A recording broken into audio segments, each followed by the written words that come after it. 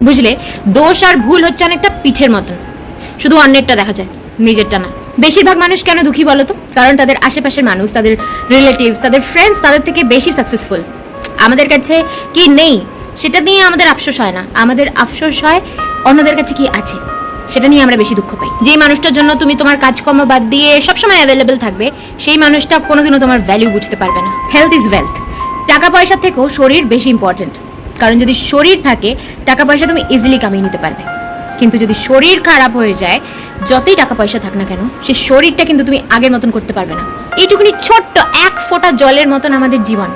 আর অহংকার সাগরের মতন। যারা যত স্পষ্টবাদী তাদের বন্ধু সংখ্যা তত কম, কারণ মিষ্টি কথা মানুষকে বেশি আকৃষ্ট করে। তাই যারা মিষ্টি মিষ্টি করে মিথ্যে কথা বলে দেয়, তারা দেখবে প্রচুর বন্ধু বান্ধব, তাদের সবাই বন্ধু। যেই ব্যবহারটা তুমি নিজে চাও না তোমার সাথে কেউ করুক, সেই ব্যবহারটা তুমি অন্য কারোর সাথে করো না। নিজের অধিকারের জন্য সবসময় নির্লজ্জ হওয়া উচিত, কারণ তুমি যদি লাজুক হও, তোমাকে ব্যবহার করে লোকজন চলে যাবে আর একটুও লজ্জা বোধ করবে না। কাদা সবাই ডিঙিয়ে যায় দেখে কাদার ভীষণ অহংকার, যে আমাকে সবাই ভয় পায় তাই ডিঙিয়ে যায়।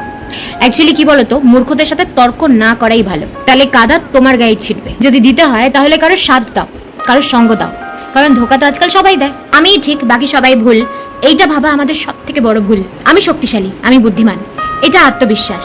কিন্তু শুধু আমিই শক্তিশালী, এটা অহংকার। কখনো